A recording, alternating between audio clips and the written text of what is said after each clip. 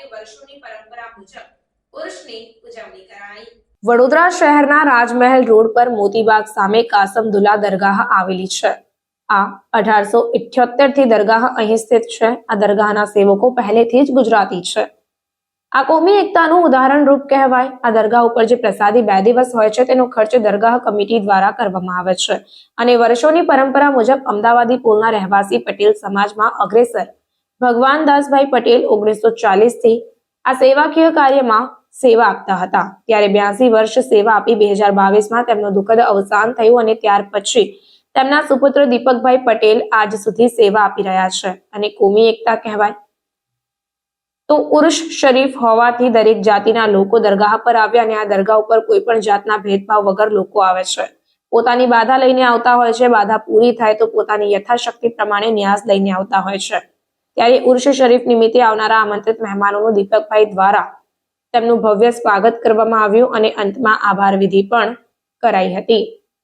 Reporter Arif Syed સાથે cameraman Ibrahim Taiyadiwala. આ રાજમહેલ road તો મોતીબાગ તોપ સાહેબ શું છે અહીંયા? કાસમદુલ્લાની દરગાહ શરીફ।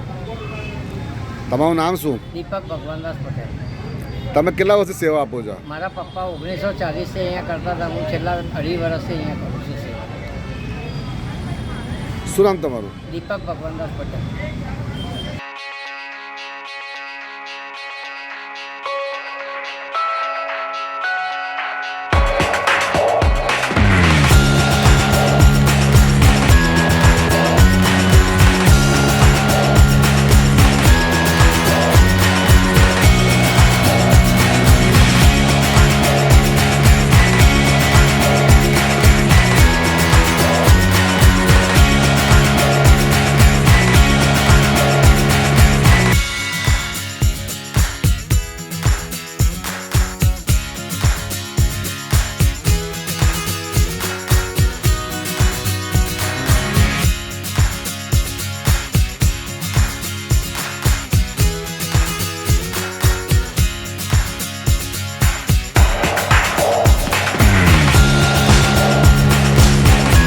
સમાચારોની અવનવી અપડેટ્સ માટે જોતા રહો સેક્યુલર ગુજરાત ન્યૂઝ।